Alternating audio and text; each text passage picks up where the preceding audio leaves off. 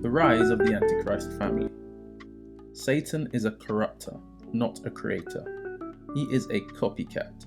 He seeks to pervert everything God has created, causing it to cease to function as normal, its intended use, for the purpose of abuse, abnormal use. The first thing Satan attacked was the family and its order in Genesis. But I decided to start taking a different approach, in this relationship. I think early on I came in like, hey, you get 2 drink max, bop, bop, bop, bop. And she didn't respond well to that. No, it did not. It was reasons for that too. Let me say that. I have a good time. Life of the party right here. It's not the man leads and the woman follows. That's not what we live in this house, at all. So for me, I have a wife that works not just as hard, harder than I. And she had her own career. She had her own life before I came along. So from my perspective, it was like, okay, how can I be a part of the growth and the evolution of who she is, and not trying to change her or stunt her growth or make her in the way that I see fit. That video was so cringe worthy. Just as a man. He has strategies that work against God's intentions for mankind. Childbirth out of wedlock. Homosexuality, the breakdown of the family unit via divorce, abuse, affairs, and the like. But with the advent of mass media in the last 100 years, celebrity and influencer culture hitting heights never seen before, Satan can now present to the world his version of the family, the disorderly, dysfunctional Antichrist family.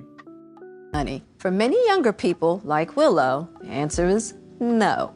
Instead, they are choosing polyamory, which means having multiple emotional and romantic partners at the same time. This has been a journey for you, Miss Willow. How did you make this decision? With polyamory, I feel like the main foundation is the freedom to be able to create a relationship style that works for you, and not just stepping into monogamy because that's what everyone around you says is the right thing to do. Right. So I was like, how can I structure the way that I approach relationships with that in mind? Yeah. Also, doing research into polyamory, the main reasons why monogamous relationships or why marriage, why divorces happen is infidelity. Yeah. For somebody like me, it feels like it's really all just centered around I mean, I'll give sex. you an example. Let's say you haven't always been the kind of person that wanted to have sex all the time, but your partner is. Right. Are you gonna be the person to say, just because I don't have these needs, you can't have them either? Right. And so that's kind of one of the reasons why I actually was interested in poly, because I was introduced to it through kind of a non-sexual lens. Right. Okay. In my friend group, I'm the only polyamorous person, and I have the least sex out of all of my friends. So how did you feel when I told you that I was polyamorous? When you were like, hey, this is my get down, I was like, I totally get it. Wanting to set up your life in a way that you can have what it is that you want. I think anything goes as long as the intentions are clear. You know what I mean? To everyone involved, to and to everyone. yourself. Really more to yourself Self. than anything, Yeah. right? And I know that there's a lot of beauty that sits outside of the conventional boxes. On the latest episode of the Facebook Watch series, the fam talks about the plant medicine that some say is a miracle treatment for mental health. I was introduced to plant medicine 10 years ago to deal with my depression, and it knocked it out. Something Jada says she can speak to from personal experience. What it does, unlike just going to therapy and putting people on Prozac, right? Which I did that too. Which that is not successful for so many people. And that's the thing. So for me, I had struggled with depression for so long. Crippling depression. So the thing about the plant medicine is that not only does it help you feel better, but it helps you solve the problems of how you got there in the first place. As for Jaden, he says recent studies that touted mushrooms as one of the most significant advances in treating depression over more traditional antidepressants inspired his use of psychedelics. It started as pure curiosity. Yeah. The 23-year-old added that he started using the drugs out of curiosity, and doing so led to his understanding of what ego was for the first time.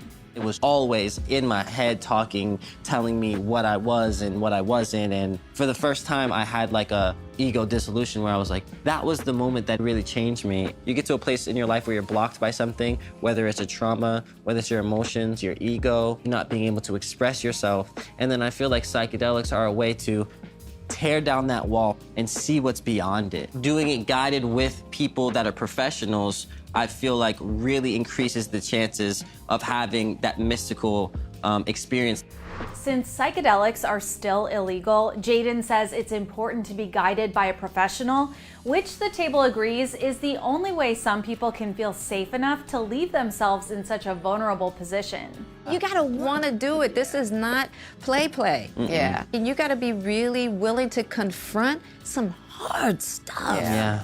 And it's very healing, and it's changed my life. Have you been wondering why Will Smith and his wife Jada have been revealing a lot of weird and strange things about their family? Once the paragon of successful celebrity marriages, which had millennials across the world shouting relationship goals, the Smith family have descended into being the butt of many jokes. However, what their family represents will be the norm in 20 years. The enemy has a strategy. He drip feeds insanity into society over time until what was once considered abnormal and undesirable becomes accepted, defended, and even promoted. With the LGBTQ agenda being defended and promoted by the corporate superpowers and mainstream media, the biblical family structure has never been under such an intense attack. It is our job as believers to not only stand for what is right, but to ensure that we demonstrate to the world God's intent for the family. The prince of the power of the air is saturating the airwaves with dysfunctional celebrities to promote his Antichrist family as the new normal. But as Proverbs 14:12 says, there is a way which seemeth right unto a man, but the end thereof are the ways of death.